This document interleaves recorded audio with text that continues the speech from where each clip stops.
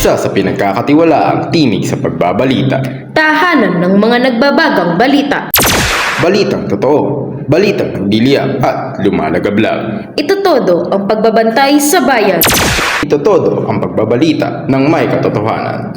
TNB Radio Express, Radyo Patrol, 538 sa inyong mga radyo. Magandang araw, Pilipinas! Magandang umaga, Fatimanians. Ngayon ay ika-15 sa buwan ng Abril, 2024. Ako ang inyong kabalitaan, Aaron Jaime Masigla. At ako naman ang inyong kasangga, Sofia May Valyar. At ito ang TNB Radio Express. Miyembro ng KBP, kabisera ng mga broadcaster ng Pilipinas. Narito kami ngayon upang ilahad ang mga balita sa kasalukuyan, entertainment at sports. At tiyak na masisiguro namin ang inyong kabusugan sa mga nag-iinit na balita na aming ilalahad para sa inyo. Para sa ulo ng mga balita, Agarang paglilipat sa old school calendar ay nakakaapekto sa kapakanan ng mga mag-aaral at guro, ayon sa Department of Education. mga residente sa isla ng Humunhon nangangamba sa ginagawang pagmimina sa kanilang lugar. Catherine Bernardo, nagbahagi ng kanyang pananaw tungkol sa pag-iingat sa kanyang kapayapaan sa kalooban. Bella Belen, nagpaliwanag sa kanyang laro laban sa Ateneo. Ang oras ngayon ay 5 minuto makalipas ang 2 ng hapon. Ang Radyo Patrol ay isang pambansang tatak ng AM radio station na pinapatakbo ng media.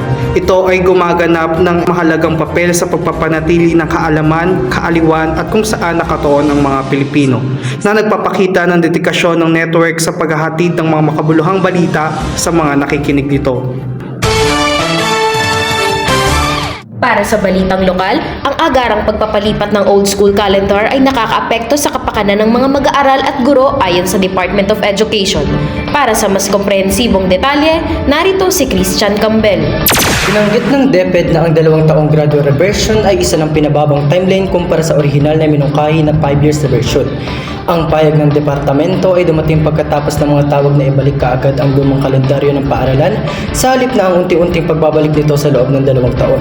Sinabi nito na tatalakay ng usapin kay Pangulo Ferdinand R. Marcos Jr. matapos nang ipahayag ang kanyang pagpayag na maghanap ng mga paraan upang mapabilis ang pagbalik ng kalendaryo ng paaralan sa gitna ng personal suspension ng klase dahil sa nakakapasong init. Sa usapin ng in-person class suspension, inulit ng DepEd ang patakaran nito sa paglipat sa alternative delivery modes upang matiyak ang walang harang na pag-aaral. Christian Campbell, nagbabalita.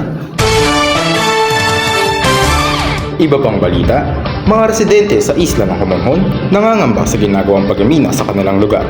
Para sa detalye, Janelle Garcia, magbabalita. Nangangamba ang mga residente ng isla ng Humunhon sa Eastern Samar na tuluyang mawasak ang malaparaiso nilang lugar dahil sa patuloy at lumalawak na pagmimina na ginagawa rito. Dahil sa patuloy na pagmimina sa isla, unti-unti nang nagiging dagat ng putik ang kanilang katubigan at nagkakasakit umano ang mga residente, lalo na ang mga estudyante sapagkat ang minahan ay malapit sa isang paaralan. Nasisira na rin ang mga tanim nilang mga kalamansi dahil sa likabok, kaya apektado na rin ang kabuhayan ng mga residente na nagtatanim at nagbebenta ng naturang produkto. Samantala, iginiti kaberyo na walang dumaang endorsement mula sa kanilang barangay ang pagmimina at nagsumite sila ng resolusyon sa Department of Environment and Natural Resources na tutol sila sa pagmimina sa kanilang lugar. Janelle Garcia, nagbabalita. Para sa balitang pang-engganyo, Catherine Bernardo, nagbahagi ng kanyang pananaw tungkol sa pag-iingat sa kanyang kapayapaan sa kalooban. Maria Victorina Opis para sa detalyadong balita.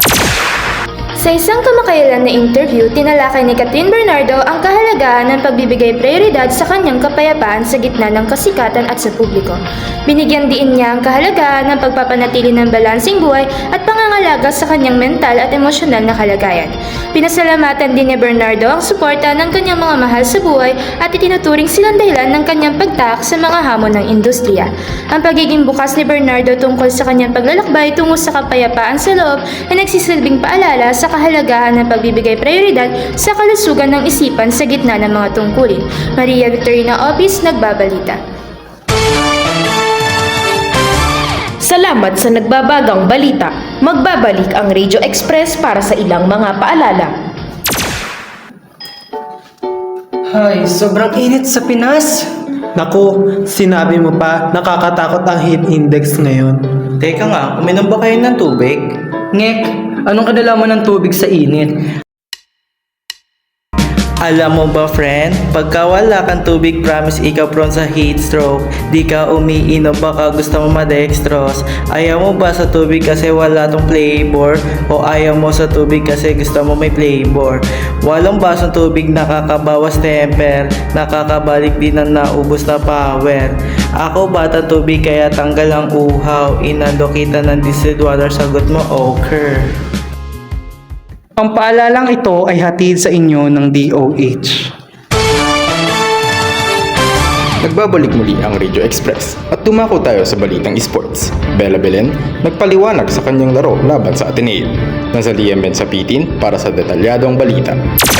Kahit na may mababang performance at nakapagtala lamang na 2 puntos kontra sa Ateneo, hindi nagbigay ng palusot si Belen at buong pananagutan niyang tinanggap ang kanyang performance.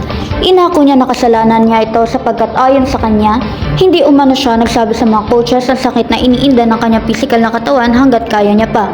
Kinikilala niya ang kanyang pangangailangan para sa pagpapabuti at nangangako siya magtrabaho ng mahirap upang mas makapag-ambag sa kanyang koponan sa hinaharap. Nazalia Mench Sapitin, nagbabalita. Sa pagtatapos ng aming balita, nagpapasalamat kami sa inyong pakikinig. Patuloy po sana kayong mag-ingat at maging mapanuri sa mga pangyayari sa paligid. Kami po ang inyong kasama sa bawat sandali ng araw. Muli, ako po si Sofia May Vallar, Ako naman si Errol Jaime Masiglat. tahanan ng mga nagbabagang balita. Balitang totoo, balitang nagliliyab at kumalagabla. Ito todo ang pagbabantay sa bayan. Ito todo ang pagbabalita ng may katotohanan. At ito ang TND Radio Express, Radyo Patrol, hanggang sa susunod.